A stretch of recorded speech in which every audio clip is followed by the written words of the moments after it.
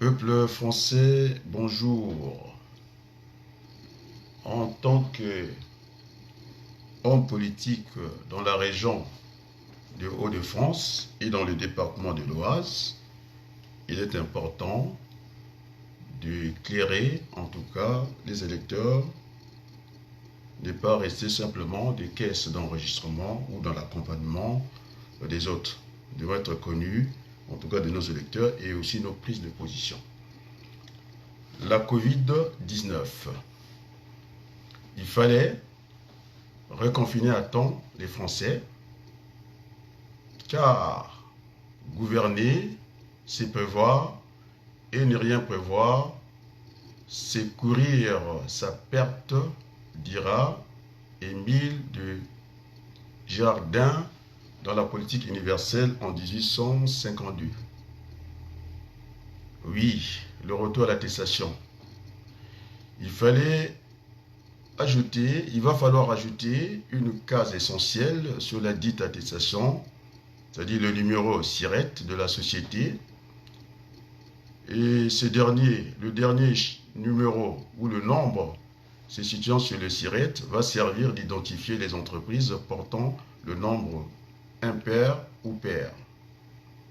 Le confinement, nous devons le gérer en tout cas avec beaucoup d'intelligence, car nous avons des outils, en tout cas, en tant que gestionnaire, nous avons l'habitude de conflits, et je vous parlerai, en tout cas, de la courbe de Wilson dans le calcul du coût de stockage. Donc, d'un côté, on va être concerné par deux situations, des livraisons tous les jours avec un coût, et de l'autre côté, pour changer en tout cas la situation, on va procéder autrement par stockage, c'est-à-dire par réapprovisionnement par camion entier.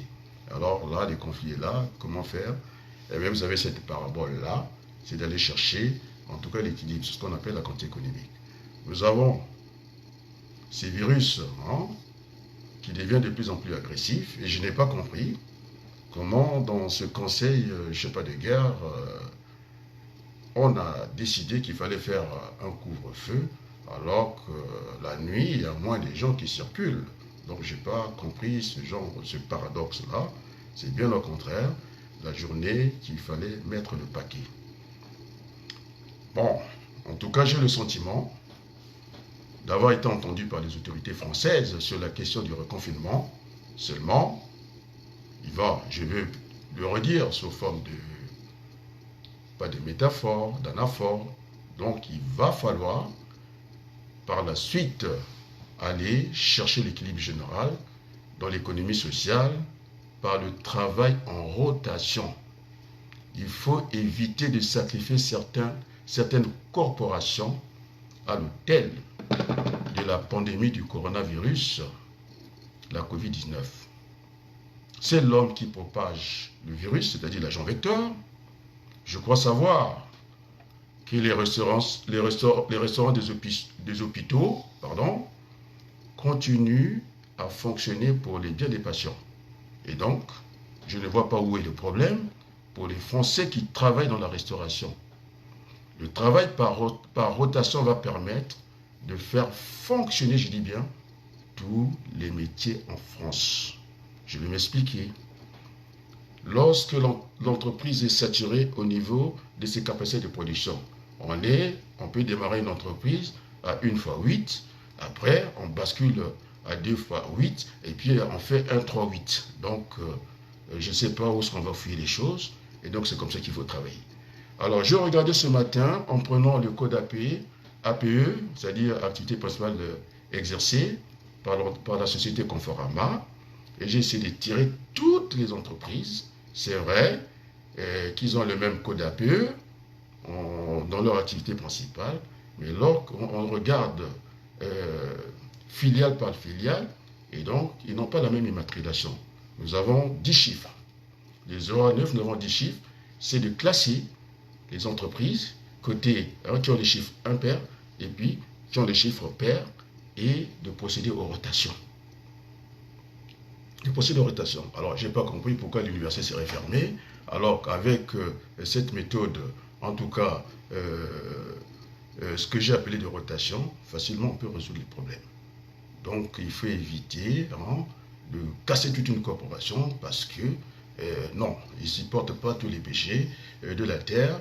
Il faut aller chercher toujours cette équité, c'est-à-dire la justice sociale. Et donc ils ont tout à fait raison d'être frustrés. Et donc si on procède par rotation, en classant les entreprises de chiffre impair d'un côté, de chiffre impair d'un côté, même dans l'enseignement, on peut faire fonctionner l'école. Et la sixième c'est pair, la cinquième c'est impair, ainsi de suite en faisant des rotations. Alors, je croyais qu'on avait tiré les enseignements, la transition écologique, mais rentrons, dis non.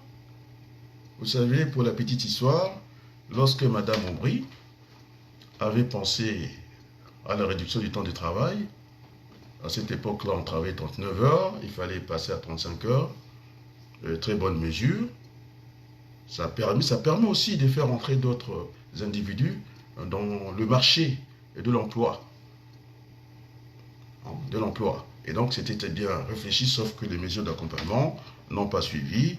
Il fallait à ce moment-là répertorier les entreprises qui avaient à peu près 10 salariés. Alors, si on soustrait, on enlève 4 heures par salarié, alors là, on dégageait, on obtenait les 40 heures, on pouvait créer un emploi. Bon, sauf que la loi a été en tout cas détournée par les entreprises capitalistes.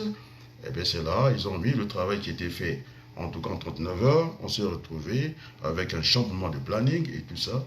Et donc côté, en tout cas, rendement des entreprises, ils ont été les gagnants.